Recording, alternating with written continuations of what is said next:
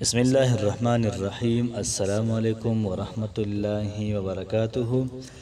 امید در وکوم چې تاسو ټول په ټیک ټاک کې الله پاکم خوشاله آباد ساته. الله پاک دې زمونږ او تاسو ټول حاجتونه پوره کړي. الله پاک دې زمونږ او تاسو ټول مسائل دا ختم کړي. دغه رنګه څومره چې زمونږ خویندې دي یا څومره ورونه دي د هغوی په زړونو کې څومره حاجات وي دا ټول حاجات دې الله پاک په خپل قدرت کامله سره دا پوره کړي. نن چې کومه زموږ وظیفه ده دا وظیفه د ماسخوتن د مانځه نه بعد ده.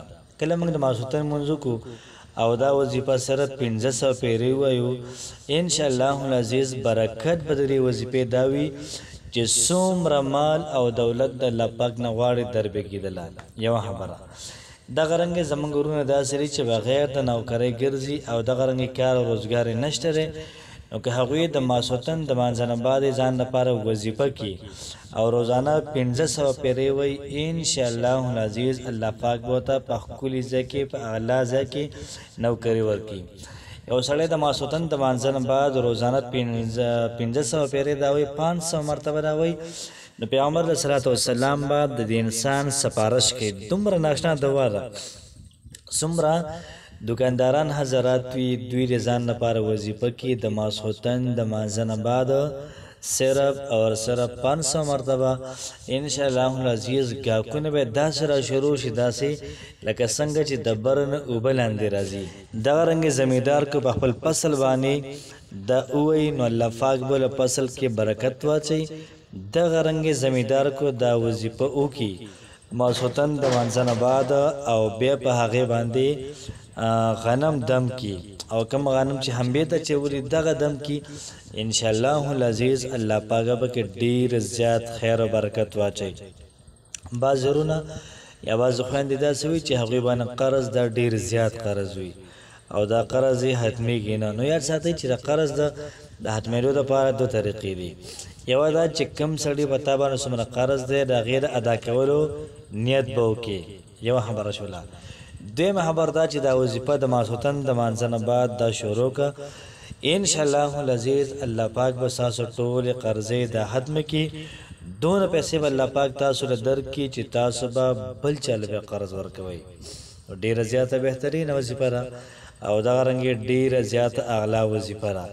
یو سړی په مشکل کې دی یو سړی پریشانۍ کې دی د ماسخوتن د مانځه نه بعد دا وظیفه 1500 پیرې وایي انشاءالله العزیز الله پاک به ټولې پریشانۍ دا محترمو دا ختمه کړي. یوه ښځه داسې ده چې د هغې خاوند د هغې نه بېروحي اختیاروي خبرې ورسره نه کوي دغه رنګې په سمه خوله ورسره بحث ورسره نه کوي یا مطلب دا که په سعودي کې د خاوند وي نو کال ورته نه کوي.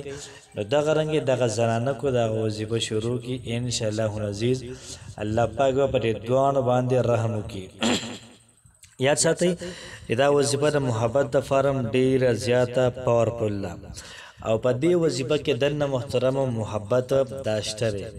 ځکه چې محبت پکې نه وي نو بیا دا وظیفه کار نه کوي.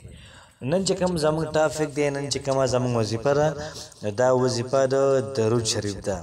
یاد ساتئ چې کوم سړی د ماسخوتن د مانځه نه بعد 11 پیرې درود ابراهیمي وایي بیا د هغې نه بعد 1500 پیرې درود شریف وایي صلی الله علیه و آله وسلم دا وایي او دغه رنګې بیا د مانځه درود ابراهیمي وایي. نو یاد ساتئ چې صلی الله علیه و آله وسلم داسې درود دی محترمو دا ډیر زیات ناشنا درود دی. په دې کې درود هم دی په دې کې سلام هم دی په دې کې محترمو ارس دي. نو یاد ساتئ چې کوم سړی درود شریف وایي الله پاک پر انسان باندې 10 رحمت نازلوي 10 ګناهونه معاف کوي 10 درجات الله پاک په جنت کې ورچتوي. چې یو سړی روزانه 1500 پیرې محترمو دا درود پاک وایي او ماسخوتن د مانځه نه بعد نو یاد ساتئ چې الله پاک به 100 پیر پر انسان باندې رحمت را لېږي. نو دومره ډېرې پیرې الله پاک رحمت پر انسان را لېږي.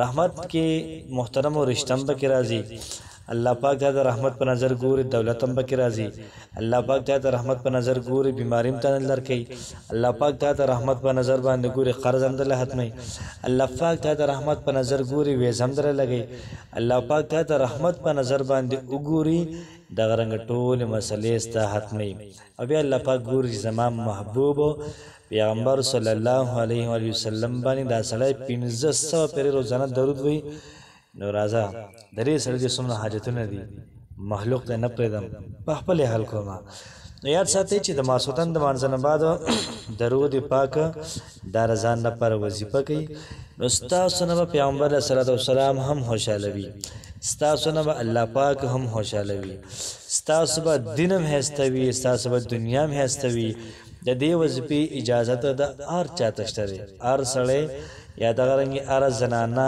هر رور هر خور دا وظیفه کولی شي مخکې شعر کوي په اخلاص باندې وظیفه وکړي انشاءالله العزیز تاسو یو درود شریف وظیفه راټینګه کړئ تاسو بیا تماشا کوئ چې څنګه الله پاک موږ او تاسو سره غیبي امداد کوي الله پاک هم خوشحاله آباد ساته السلام علیکم ورحمة الله وبرکاته